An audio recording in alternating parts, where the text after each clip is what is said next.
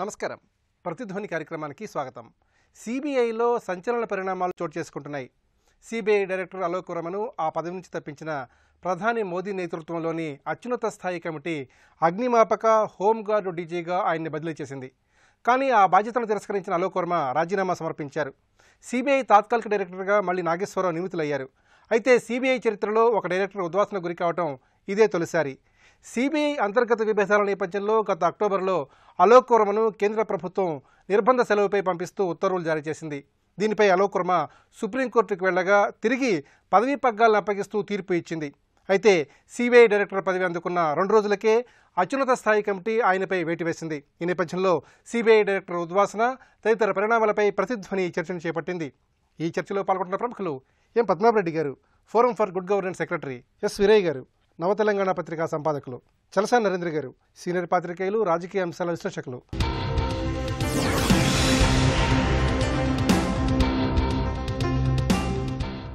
పద్మారెడ్డి గారు, CBI director Alok వర్మను ప్రధాని నరేంద్ర మోదీ నేతృత్వంలోని అత్యున్నత స్థాయి కమిటీ పదవి నుంచి తప్పించడంతో ఆయన రాజీనామా చేశారు. మరి సిబిఐ చరిత్రలోనే ఇది తొలిసారి.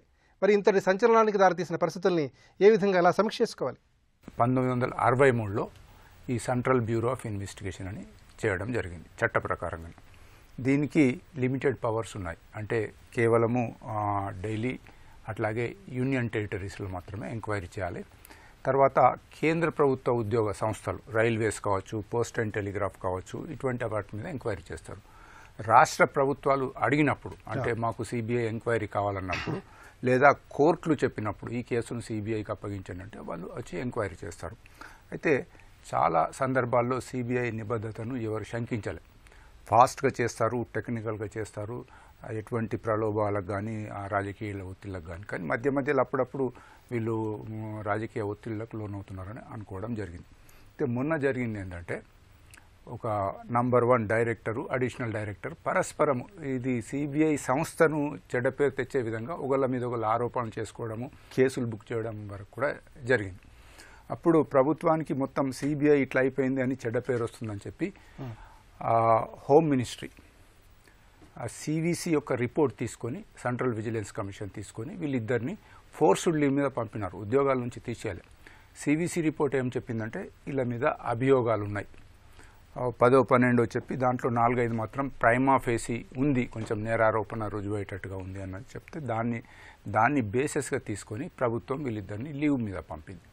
ఈ అలోక్ వర్మ గారు సుప్రీంకోర్టును ఆశ్రయించడము, అక్కడ ఈయన చెప్పిన పాయింట్ ఏంటంటే, నన్ను ఒక సిబిఐ డైరెక్టర్ని అపాయింట్ చేయడానికి కానీ తీసివేయడానికి కానీ ఒక పద్ధతి ఉంది చట్టం లోపల. 3 కమిటీ ఉంటుంది, దాంట్లో ప్రధానమంత్రి, supreme court chief justice, leader of the opposition. So ఈ ప్రాసెస్ తీయలేదు, నా మీద సరి అయిన ఇది తీసుకోలేదు. అట్లాగే నా దగ్గర చాలా కేసెస్ ఉన్నాయి, అది ప్రభుత్వానికి ఇబ్బందికరంగా మారేటట్టుగా ఉందని తీసేసినారు. రకరకాల అలిగేషన్స్ పెట్టినారు.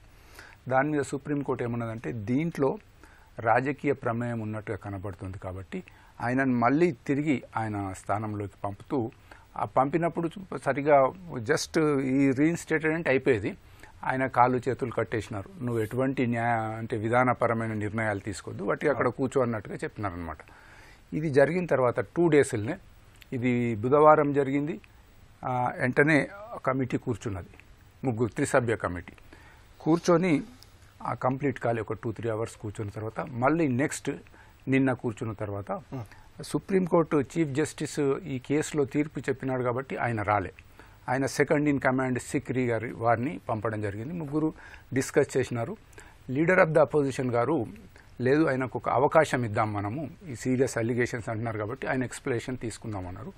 ఈ కమిటీ ఒప్పుకోలేదు. 2 ఎస్ అన్నారు, ఆయన మీద చర్య తీసుకోవాలని, ఇంకొకరు వద్దన్నారు అనమాట. సో ఈ విధంగా ఆయన ఉద్యోగం తీసేయలేదు, ఆయనను రివర్ట్ చేయలేదు, ట్రాన్స్ఫర్ చేసినారంతే. సిబిఐ డైరెక్టర్ నుంచి డీజీ ఫైర్ సర్వీసెస్ అనేది ఉంది, సమాన హోదా సమాన జీతం, అక్కడ ట్రాన్స్ఫర్ చేసినారు. వాళ్ళ మధ్యాహ్నం ఆయన రాజీనామా కూడా చేసినారు. ప్రజలకు ఏంటంటే ఒక అపారమైన నమ్మకం, సిబిఐ వాళ్ళు ఎంక్వైరీ చేస్తే రాజకీయ ఒత్తిళ్లకు లొంగకుండా చేస్తారని. అటువంటిది ఇప్పుడు ఆ సంస్థకే మచ్చపడ్డది. 2-3 వ్యక్తుల ప్రమేయంతో చివరికి ఏమైపోయిందంటే, ప్రధానమంత్రి కూడా దీంట్లో ఈ కేసులలో ఆయన మీద ఏదో ఎఫ్ఐఆర్ ఇష్యూ అవుతుందో, లేకుంటే ఆయనను కూడా దోషిగా చేస్తారో అని తొందరగా చేసినారని, రఫేల్ కేసు, ఈ విధంగా రకరకాల ఊహాగానాలు రావడం వల్ల ఆ సిబిఐ వ్యవస్థ మీద ఈ ఒక ఇద్దరు ముగ్గురు యొక్క తప్పుడు పనులతోని ప్రజలకు నమ్మిక పోయింది. ఇది దేశానికి మంచిది కాదు, ఆ సంస్థకు కూడా చెడు పేరు వస్తుంది. వీరయ్య గారు, నిరాధారమైన నిష్ప్రయోజనమైనటువంటి తప్పుడు ఆరోపణలతో తనను పదవి నుంచి తొలగించారని చెప్పి అలోక్ వర్మ ఆరోపిస్తున్నారు. మరి ఈ పరిస్థితుల్లో అలోక్ వర్మకు ఒక అవకాశం ఇచ్చి ఆయన వాదన కూడా తీసుకుంటే అనే విమర్శ కూడా వినిపిస్తోంది. మరి ఈ అంశాన్ని ఎట్లా చూడాలంటారు? సహజ న్యాయ సూత్రాలు ఉన్నాయి. ఒక వ్యక్తికి శిక్ష వేసే ముందు అభిప్రాయం తీసుకోవడం అనేటువంటి, తీసుకున్న తర్వాత నువ్వు ఏ నిర్ణయమైనా చేయొచ్చు, కానీ దానికి కూడా అవకాశం ఇవ్వలేదు. ఇంతకంటే అప్రజాస్వామికమైన నిర్ణయం ఇంకొకటి ఉండదని నేను అనుకుంటున్నాను. ఆ స్థాయి అధికారి రాజీనామా చేశాడు అంటే ఆత్మాభిమానం ఉన్నోడు ఇంకా కొనసాగలేడు, కొనసాగజాలడు. ఇక బతకడానికి తిండి లేదు, ఈ ఉద్యోగం చేస్తే తప్ప అనుకుంటే తప్ప రాజీనామా చేస్తారు తప్పకుండా. ఆయన మీద కొన్ని అలిగేషన్స్కి ఆధారాలు ఉన్నాయి, ప్రైమా ఫేసి ఉన్నది అంటున్నారు. ఉండుండొచ్చు, ఉండకపోయి ఉండొచ్చు, అవన్నీ విచారణ జరిపి తేల్చాల్సిన విషయాలు.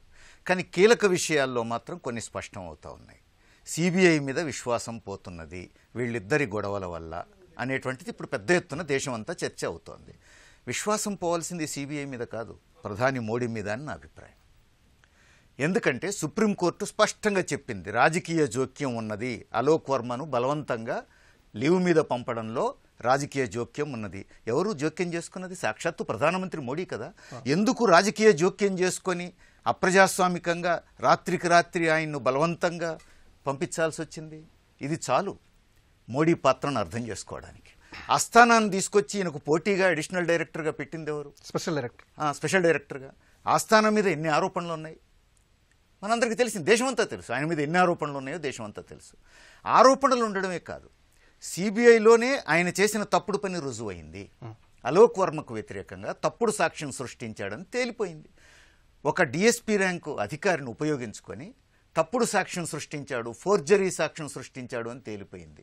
ఎవరైతే రాతపూర్వకంగా సాక్ష్యం ఇచ్చాడని చెప్పేసి ఆ డిఎస్పీ ఆస్థానాకి ఇచ్చాడో ఆ వ్యక్తి ఆ సమయానికి ఢిల్లీలో లేడు, హైదరాబాద్లో హోటల్లో ఉన్నాడని రుజువైంది కదా. అంటే అవినీతిపరుడు, అవినీతిని ప్రోత్సహించాడు, ఫ్రాడ్ చేశాడు అని చెప్పేసి రుజువైన వ్యక్తి ఆస్థానా. ఇప్పుడు ఆస్థానం మీద చర్య లేదు. ఆ ఫ్రాడ్కు పాల్పడుతున్నటువంటి వ్యక్తి మీద చర్య తీసుకునే ప్రయత్నం చేసినటువంటి డైరెక్టర్ అలోక్ వర్మ మీద చర్య ఉంది. ఇదేం ప్రజాస్వామ్యం? ఆస్థానాను స్పెషల్ డైరెక్టర్గా తేవడం కానీ, మరి అవినీతి ఆరోపణలు ఉన్నటువంటి మరొక వ్యక్తిని రాత్రికి రాత్రి తీసుకొచ్చి డైరెక్టర్గా నియమించడం కానీ, వీటన్నిట్లలో దోషి ప్రధాని మోడీ అవుతాడు తప్ప మరొకళ్ళు కారు. ఆయన కూడా తెల్లవారిలోపు మంది మర్బలాన్ని వేసుకొని మొత్తం సైన్యాన్ని వెంటేసుకున్నట్టుగా వేసుకొని తెల్లవారే లోపే మొత్తం సీజ్ చేసి, ఉద్యోగులకు కూడా తెలియదు. రెగ్యులర్గా 10 గంటలకల్లా ఆఫీస్కి వచ్చిన వాళ్ళకి ఎక్కడ కూర్చోవాలో తెలియకపోతే మధ్యాహ్నం నుంచి డ్యూటీకి రమ్మని చెప్పారు. దేశ చరిత్రలో ఎప్పుడైనా ఇట్లా జరగడం చూసినమా? ఒక స్మగ్లర్ పట్ల ఇట్లా వ్యవహరించారా? ఒక దొమ్మి జరిగినప్పుడు ఇట్లా వ్యవహరించారా? లేదే. అందుకని ఇవన్నీ చాలా అనుమానాలకు అవకాశం ఇస్తున్నటువంటి విషయాలు. ఏమిటి ఇంత సీరియస్గా వ్యవహరించడానికి కారణము అని అంటే, అలోక్ వర్మ చేస్తున్నటువంటి విచారణలో సాక్షాత్తు ప్రధానమంత్రి పాత్ర రాఫెల్ కుంభకోణంలో ఉన్నది అనేటువంటి విషయాలు బయటకు వస్తున్నట్టుగా ఇప్పుడు చర్చ దేశంలో జరుగుతూ ఉంది. అది నిజమో అబద్ధమో తేల్చుకోవాల్సిన బాధ్యత ప్రధాని మీద ఉన్నది. అది తేలేంత వరకు నేను వైట్ పేపర్ అని చెప్పేసి విచారణకు, ఏ విచారణకైనా నేను సిద్ధమని చెప్పేసి నిలబడాల్సిన బాధ్యత ప్రధానమంత్రి మీద ఉన్నది. నరేంద్ర గారు, రఫేల్ కుంభకోణంలో వాస్తవాలు వెలుగు చూస్తాయనేటువంటి నమ్మకంతోనే అలోక్ వర్మను పదవి నుంచి తప్పించారనే విషయం స్పష్టంగా తెలుస్తోంది. మరి ఈ ఆరోపణలు ఎంతవరకు మనం గమనించాల్సిన అవసరం ఉంది? అయితే విపక్షాల ఆరోపణల్ని ప్రధానంగా ఏ కోణం నుంచి పరిశీలించుకోవాలి? విపక్షాలు సహజంగా ప్రభుత్వంలో ఇలాంటి ఏదైనా ఒక అవకాశం వచ్చినప్పుడు, సిబిఐ లాంటి వ్యవస్థల్లో ప్రభుత్వం ఈ విధంగా ఒక అప్రతిష్ట పాలు అవుతున్నప్పుడు, విషయాలు జరిగినప్పుడు ప్రతిపక్షాలు ఆరోపణలు చేస్తుంటాయి. ఈ రాఫెల్ వ్యవహారం కూడా దానివల్లనే ఎఫ్ఐఆర్ నమోదు చేయబోతున్నాడు అని. అసలు ఈయన అర్ధాంతరంగా ఈయన మీద చర్య తీసుకోవడానికి కారణం ఏంటంటే, అరుణ్ షోరీ, యశ్వంత్ సింహ, ఇంకొక ఆయన న్యాయవాదులు ముగ్గురు కలిసి రాఫెల్ మీద ఒక వినతి పత్రాన్ని డైరెక్ట్గా తీసుకున్నారు. ఆయన మామూలుగా సిబిఐలో ఎవరైనా ఇప్పుడు పిటిషన్ ఇస్తే దానికి ఒక ప్రొసీజర్ ఉంది, అలా కాకుండా డైరెక్ట్గా తీసుకుని వాళ్ళకి లేనిపోయిన గౌరవం ఇచ్చారని చెప్పి ఆయన మీద ఆగ్రహం ఉంది. అది మొత్తం జరిగేటువంటి ప్రొసీజర్లో ఏదైతే ఉందో ఒక పారదర్శకత కానీ, ఒక స్పష్టమైనటువంటి విధానం కానీ లేకుండా చేయటం, హడావిడిగా చేయటం వలన ఇదంతా కూడా మన అనుమానాలు వస్తున్నాయి. ఇలాంటి అనేక అనుమానాలు రావచ్చు, ఒకరొక కారణం చెప్పుకోవచ్చు. ఇవాళ కలకత్తా నుంచి వచ్చినటువంటి ఒక ప్రముఖ ఆంగ్ల పత్రిక దీని మీద పెద్ద హెడ్డింగ్ పెట్టి ఒక క్వశ్చన్ మార్క్ వేసింది ఈ ఇష్యూ మీద. ఆర్వి డాంకీస్ అని, మనం గాడిదలం అని. అంటే ఈ ప్రభుత్వం దేనికోసం అయితే ప్రధానమంత్రి స్థాయిలో ఉన్నటువంటి అత్యున్నత కమిటీ సమావేశమై ఒక నిర్ణయం తీసుకుంది. దీనికోసం ఈ సిబిఐ యొక్క ఉన్నతమైనటువంటి ఒక నేర పరిశోధన సంస్థ యొక్క గౌరవాన్ని, నిజాయితీని ప్రతిష్టను కాపాడడం కోసం చేసామన్నారు. ఎవరు ప్రతిష్ట కాపాడటం కోసం? దీంట్లో సిబిఐ ప్రతిష్ట ఏ విధంగా కాపాడారనే ప్రశ్నలు వస్తున్నాయన్నమాట. దీనికోసం ఎందుకునో ప్రధానమంత్రి భయపడుతున్నారు. అలోక్ వర్మ అంటే అనుమానాలు కూడా మరింత బలంగా జరిగినాయి. రాఫెల్ మీద ఇప్పటికే సుప్రీంకోర్టు తీర్పు ఇచ్చింది. దాని మీద ఇంకా సిబిఐలు ఇవాళ కొత్తగా చేసిన లేదు. ఇంకా సుప్రీంకోర్టు వ్యవహరించిన తీరు కూడా చాలా అనుమానాస్పదంగా, ఒక స్పష్టంగా లేదు. ఇటువంటి అవకాశాలు ఇచ్చింది. ఎందుకంటే నిన్నగాక మొన్న సుప్రీంకోర్టు తీర్పు ఇచ్చింది ఈయన మీద. ఈయన్ని తిరిగి అది నిలబెడుతూ దాంట్లో ఆయన మీద సివిసి ఇచ్చినటువంటి నివేదికలు, ఆయన మీద చేసిన ఆరోపణలు ఏవి కూడా ఆయన బదిలీ చేయడం కోసం, సెలవు మీద పంపించడం కోసం తగినటువంటి ఆరోపణలు ఏం కావు. సుప్రీంకోర్టు ప్రధాన న్యాయమూర్తి ఉన్నటువంటి బెంచ్ చెప్పింది. మరి అదే సుప్రీంకోర్టు చెందిన రెండో ముఖ్య సీనియర్ న్యాయవాది నిన్న ప్రధానమంత్రితో కలిసి ప్రైమరీ ఫేసే ఉంది, ప్రాథమిక సాక్ష్యాధారాలు ఆయన మీద అవినీతి ఆరోపణలు, కాబట్టి ఆయన ఎమ్మటే పంపించాలన్నారు. దీన్ని ఎవరు నమ్మాలి? ఏం జరుగుతుంది అసలు అటువంటి అర్థం లేని ఒక పరిస్థితి ఉన్నాయి. అంటే అలోక్ వర్మ అనేవారు ఒక చాలా నిజాయితీకి, ఆయన జీవితం సర్వీసులు ఎక్కడ కూడా ఎవరు కూడా ఆయన మీద ఎటువంటి ఆరోపణలు ఎదుర్కొన్న వ్యక్తి కదా. అతను నిజాయితీతో సర్వీస్ మొత్తం పనిచేశారు. ప్రధానమంత్రి కావాలని ఇతన్ని, సిబిఐకి ఇలాంటి వ్యక్తి కావాలని చెప్పి ఇతన్ని తీసుకుని, ఇతని పనితీరు, ఢిల్లీ పోలీస్ కమిషనర్కి ఇతని పనితీరుతో ముచ్చటపడి కావాలని సిబిఐ డైరెక్ట్గా ప్రధానమంత్రి స్వయంగా నియమించుకున్న వ్యక్తి ఇతను. ఎవరు ప్రతిపక్షాలు కాంగ్రెస్ సహాయంలోనూ నియామకమైన వ్యక్తి కూడా కదా ఈయన. అయితే గుజరాత్ కేటా చెందినటువంటి రాకేష్ అస్థానా అధికారి అక్కడ స్పెషల్ డైరెక్టర్కి వచ్చి అతను మొత్తం పిఎంఓ ఆఫీస్ నుంచి ఏం చెప్తే అది అక్కడ ఆదేశాలు తీసుకుని పనిచేయడం ప్రారంభించారు. దానికి అనుమతి ఇవ్వడంతో ఫ్రిక్షన్ ఉంది. ఈ ఫ్రిక్షన్ కూడా అర్ధరాత్రి అక్టోబర్లో వచ్చిన ఫ్రిక్షన్ కాదు, దాదాపు సంవత్సరంగా జరుగుతుంది. అందరికీ తెలుసు అది. ఈ సంవత్సర కాలంలో హోంమంత్రి కానీ ప్రధానమంత్రి కానీ ఇద్దరిని పిలిచి చివాట్లు వేయటమో సరిదిద్దే ప్రయత్నం చేయాలి. పద్మారెడ్డి గారు, సిబిఐలో స్వతంత్రత కొరవడిందని మాధవ మీనన్ కమిటీ తేల్చెప్పింది. పంజరంలో చిలకలా సిబిఐ మారిందనే విమర్శలు కూడా ఉన్నాయి. స్వతంత్ర సంస్థలే స్వతంత్రత కోల్పోయే దుస్థితిని ఏ విధంగా పరిశీలించుకోవాలి? మరి ఈ తప్పుని ఎక్కడ ఏ విధంగా సరిదిద్దాల్సిన అవసరం కనిపిస్తోంది? ఏ రాజకీయ పార్టీ అయినా సిబిఐని తన గుప్పట్లో ఉంచుకున్నది. గత 20 సంవత్సరాల నుంచి చూస్తే ఈ పార్టీ ఆ పార్టీ అని కాకుండా కేసెస్ హడావిడిగా వాళ్ళకి ఇవ్వడం, వాళ్ళకి అగెనిస్ట్గా పోతుంటే ఆ పార్టీకి అగెనిస్ట్గా పోతుంటే ఏదో వంకలు పెట్టి దాన్ని ఆపించడము, ఇలా జరుగుతూ వచ్చినాయి. ప్రజలకు కూడా ఇప్పుడు సుప్రీంకోర్టు కూడా మీరు అన్న మాటలే అన్నది, పంజరంలో చిలుక తిరిగా ఏది చెప్తుంది పలుకుతుంది అన్నది. అది చాలా సీరియస్ మ్యాటరే. అయితే ఈ సంస్థకు ఈ దుర్గతి ఎందుకు పట్టింది? ఒక ఉన్నత స్థాయి కమిటీ సెలెక్ట్ చేస్తుంది. ప్రధానమంత్రి, supreme court chief justice, leader of the opposition. ఇక దేశంలో అంతకంటే పెద్ద అధికారులు లేరు. వీళ్ళు సెలెక్ట్ చేసి ఇప్పుడు ఈ అలోక్ వర్మను కూడా ఈ ముగ్గురు కమిటీ కూర్చొని చేసింది. యాక్చువల్లీ అలోక్ వర్మ గారు ఈ ఎక్స్టెన్షన్ పీరియడ్ ఇప్పుడు ఈయన ఉన్నది. సో ఈ నెల చివరి ఆఖరికైనా రిటైర్ అవుతా ఉన్నారు. ఇంకోటి ఏంటంటే వాళ్ళు నిన్న కమిటీ వాళ్ళు ఈయన మీద చర్య తీసుకోండి, ఈయన సస్పెండ్ చేయండి, ఉద్యోగంలోకి వెళ్ళి తీసేయండి అని లేదు. సమాన హోదా గల పోస్టులోకి ట్రాన్స్ఫర్ చేసినారు.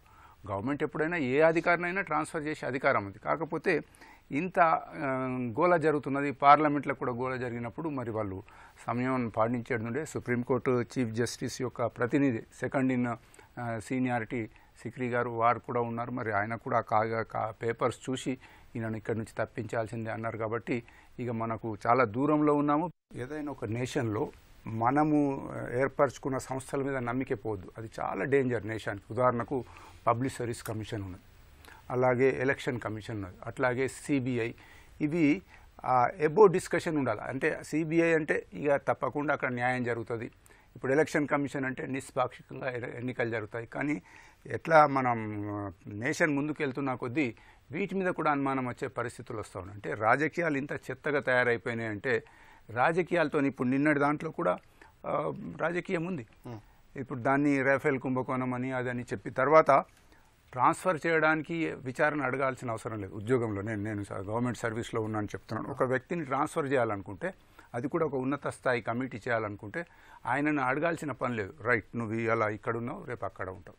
యాజ్ లాంగ్ యాజ్ సమాన హోదా, సమాన జీతం ఇచ్చినప్పుడు ప్రభుత్వానికి అధికారం ఉంది.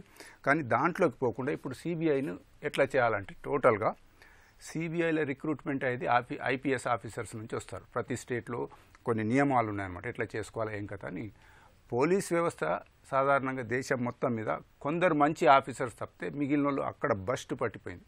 ఐపీఎస్ ఆఫీసర్స్లో కొందరు మంచి వాళ్ళు ఉన్నారు, నేను అందరినీ అట్లా అనటం లేదు. చాలామంది కరప్షన్లో విపరీతంగా పోలీస్ వ్యవస్థలో ఉంది. అటువంటి వాళ్ళని తీసుకుపోయి సిబిఐలో పెడుతున్నారు. ఎందుకంటే ఇక వాళ్ళకి ఇంకా ఛాన్స్ లేదు. ఐపీఎస్ వాళ్ళే కావాలి అక్కడ టాప్ పొజిషన్ లోపల, ఒక టాప్ 10-15 పొజిషన్ లోపల ఐపీఎస్ వాళ్ళే ఉంటారు, ఇంకా వేరే డిపార్ట్మెంట్స్ ఉండరు. ఇప్పుడు దాన్ని మొత్తం ప్రక్షాళన చేయాలి. అక్కడ ఉన్న వాళ్ళందరినీ మంచి చెడ్డ ఈ పార్టీ ఆ పార్టీ కాకుండా కొత్త న్యూ బ్లడ్ అక్కడికి రావాలా. ప్రజలకు ఇప్పుడు ప్రభుత్వం ఏం చేయాలంటే సిబిఐ మీద ప్రజలకు నమ్మిక కలిగించాలి. అది ప్రధానమంత్రి చేస్తాడా ఇంకెవరు చేస్తారు అది కాదు. ప్రధానమంత్రి మీద అభియోగాలు ఉంటే అది వేరే, కానీ దేశానికి కావాల్సింది ఒక మంచి స్వచ్ఛందంగా మంచిగా పనిచేసే సిబిఐ కావాలా. వీరయ్య గారు, సిబిఐ అధికారుల నియామకాల్లోనూ అలాగే అధికారుల పనితీరుపైన కూడా అనేక అవినీతి ఆరోపణలు చూస్తున్నాం.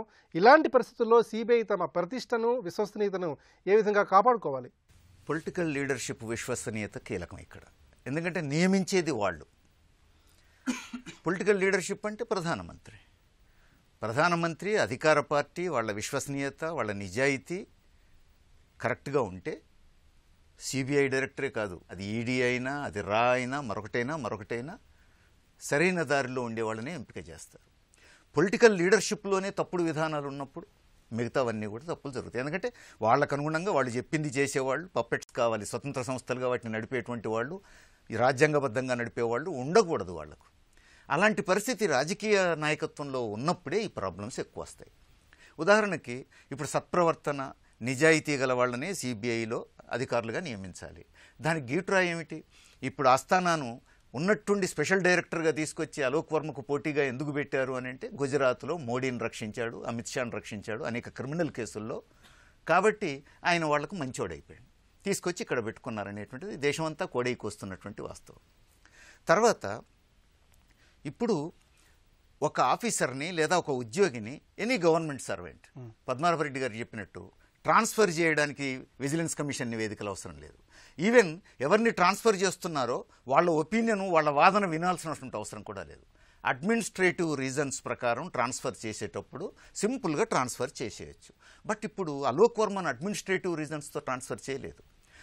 నేరాలు ఉన్నాయి, అవినీతి ఆరోపణలు ఉన్నాయి, దానికి ప్రైమా ఫేసి ఉన్నది అని చెప్పి విజిలెన్స్ కమిషన్ నివేదిక ఆధారంగా ట్రాన్స్ఫర్ అంటున్నారు. అలాంటప్పుడు ఆయన వాదనను వినకుండా ఎట్లా పంపిస్తారు? ఇది ఏ విధంగా రాజ్యాంగబద్ధం? అంతేకాదు, జనవరి 31న రిటైర్ కావాల్సిన వ్యక్తిని ఇంత అర్జెంటుగా ప్రొసీజర్స్ అన్నిటినీ పక్కన పెట్టి ప్రధానమంత్రి ఆయన్ని బలవంతంగా లీవ్లో పంపాల్సిన అవసరం ఎందుకు వచ్చింది? ఇది రాజకీయ జోక్యం, ఇది చెల్లదు అని సుప్రీంకోర్టు చెప్పిన తర్వాత 48 గంటల్లో మళ్ళా కమిటీ సమావేశమై ఆయన్ని ఉద్వాసన చెప్పాల్సినటువంటి అవసరం ఎందుకు వచ్చింది? ఈ 15 రోజులుంటే 31వ తేదీలోపు ఆయన గౌరవప్రదంగా ఆయనే రిటైర్ అయిపోతాడు కదా. అంటే ఆ వ్యక్తి ఇంకొక రోజు ఆ స్థానంలో ఉన్న ప్రధానమంత్రికి ఏదో ముప్పు ఉన్నది అనేటువంటి భయం ఉంటే తప్ప ఇట్లాంటివి జరగవు. దొడ్డిదారిన సిబిఐ తాత్కాలిక డైరెక్టర్ అయ్యాడు అని చెప్పబడుతున్నటువంటి నాగేశ్వరరావు ఇచ్చిన ఆదేశాలన్నేమో యథావిధిగా అమలు జరుగుతున్నాయి. ఇప్పుడు ఆయన దొడ్డిదారిని అయ్యాడు అని చెప్పి సుప్రీంకోర్టు డైరెక్షన్ ద్వారా తేలిపోయింది. ఎందుకంటే అలోక్ వర్మను ట్రాన్స్ఫర్ లీవ్ మీద పంపడం అనేది చెల్లదు అని అంటే నాగేశ్వరరావు దొడ్డిదారిని వచ్చినట్టే. తాత్కాలిక డైరెక్టర్గా నియమించబడ్డ నాగేశ్వరరావు ఇచ్చినటువంటి ఆదేశాలన్నీ అమలు జరుగుతున్నాయి.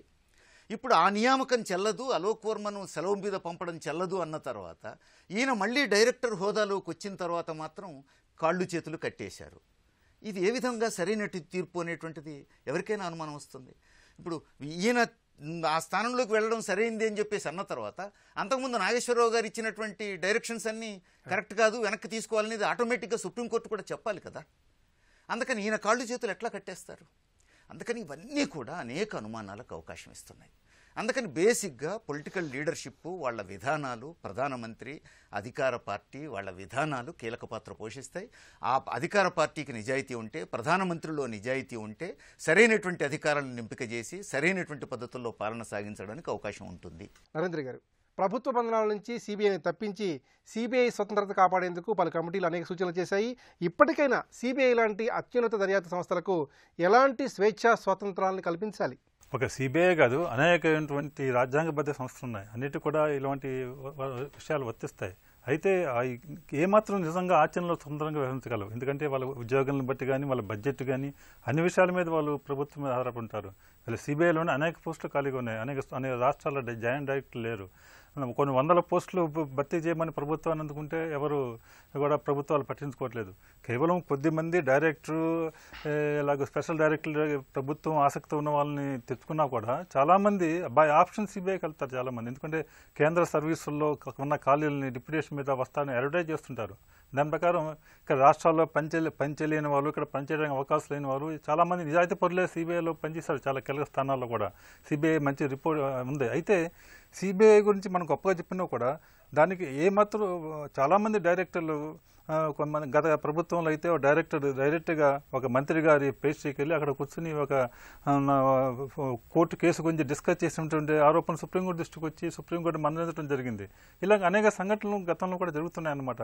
ఏదో మనం ఎన్ని నిబంధనలు పెట్టుకున్నా కూడా ఎన్ని వ్యవస్థలు ఏర్పాటు చేసినా కూడా దాంట్లో ఉన్నటువంటి అధికారులు, ఆ స్థానంలో ఉన్న అధికారులు, ఆ ప్రభుత్వం వాళ్ళకి ఈ నిజాయితీ ఈ సిబిఐ స్వతంత్రంగా పనిచేయడం వలన మన ప్రభుత్వానికి మంచి పేరు వస్తుంది, మంచి వ్యవస్థ ఏర్పాటు చేస్తుంది, కేసులు నిష్పక్షపాతంగా విచారిస్తారు. ఏదో ఇప్పుడున్న కొన్ని కేసులు రాజకీయ సంబంధమైన, కానీ సిబిఐకి చేపట్టే కేసులు అన్నీ కూడా రాజకీయ సంబంధమైన కేసులే కదా, అనేక రకాల కేసులు వాళ్ళు చేపడతారన్నమాట. కాబట్టి అన్నింటిలో ప్రభుత్వ జోక్యం ఉంటుందని కూడా మనం చెప్పలేము. అయినప్పుడు కూడా ఏమాత్రం స్వతంత్రంగా వ్యవహరించాలంటే ఒక వాతావరణం, అటువంటి పనిచేసే అధికారం, ఒక సిబిఐకి నిజాయితీ పరులు అధికారులు రావాలి, అవినీతి పరులు రావాలంటే అవినీతి పరులు ఎక్కడున్నా అవినీతి పరులు ఉంటారు. వాళ్ళు స్టేట్ సర్వీస్లో ఉన్నా కూడా ఆ హోదాలో ఉన్న వాళ్ళు ఎక్కడ అవినీతి పరులు ఒక చోట పనిచేయవచ్చు, ఇంకో చోట పనిచేయకూడదు మనం చెప్పలేము. అవినీతి పరంగా పని చేయలేనటువంటి వ్యవస్థ పనిచేస్తే వాళ్ళకి చట్టం వాళ్ళని దండిస్తుంది. వాళ్ళ మీద తగిన వ్యవస్థలు ఉన్నాయి, చర్య తీసుకోవడానికి ఉన్నాయి, అవకాశాలు ఉన్నాయి, తీసుకుంటున్నారని సంకేతం ఎక్కడ లేదు. ఇంత భారతదేశంలో ఎక్కడో కూడా ఒక ఐఏఎస్ ఆఫీసర్ని, ఒక ఐపీఎస్ ఆఫీసర్ని, సీనియర్ ఆఫీసర్ల మీద ఎలిగేషన్స్ వస్తే, అవినీతి ఆరోపణలు వస్తే వాటిని విచారించి నిజాయితీతో విచారించి ఒక కష్ట సాధింపు చర్యగా ఏదో 1-2 మీద చర్య తీసుకున్నా కూడా విచారించి చర్య తీసుకున్న సంఘటనలు లేవన్నమాట. సిబిఐ నిజాయితీగా పనిచేయాలంటే దానికి ప్రభుత్వానికి అలాంటి సంకల్పం ఉండాలి. సిబిఐలో పనిచేసే అధికారులు కూడా ఉండాలన్నమాట. ఇక్కడ పనిచేసే అధికారులు కేవలం తమ నియమించిన వాళ్ళ యొక్క రాజకీయ ప్రయోజనాలు కాపాడటం కోసం సిబిఐ అనే విషయాల్లో మనం ఎంత గొప్ప సంస్కృతి చెప్పినట్టు కూడా కేంద్రంలో అధికారులు ఉన్న పార్టీ యొక్క రాజకీయ అవసరాలకు ఉపయోగించుకోవడానికి ఒక సాధనంగా చాలా కాలంగా పనిచేస్తుంది. అందుకనే దాన్ని కాంగ్రెస్ బ్యూరో ఆఫ్ ఇన్వెస్టిగేషన్గా గతంలో ఇందిరాగాంధీ టైంలో అంటుండేవారు అనమాట.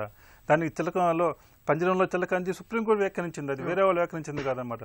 కాబట్టి అతీతంగా పనిచేయాలంటే వ్యవస్థలకి దానికి ప్రభుత్వం కానీ దాంట్లో పనిచేసే అధికారులు అందరూ కూడా ఒక చిత్తశుద్ధితో నిజాయితీతో పనిచేయగలగాలన్నమాట. గత కొంతకాలంగా సిబిఐలో జరుగుతున్న పరిణామాలు చివరకు సంచలన ముగింపునకు దారితీశాయి. ఇప్పటికే సిబిఐ ఇంటా బయట అనేక విమర్శలను ఎదుర్కొంటోంది. ఇలాంటి వివాదాలు సిబిఐ లాంటి అత్యున్నత సంస్థల విశ్వసనీయతను దెబ్బతీస్తాయని నిపుణులు అంటున్నారు. ఇది నేటి ప్రతిధ్వని. నమస్కారం.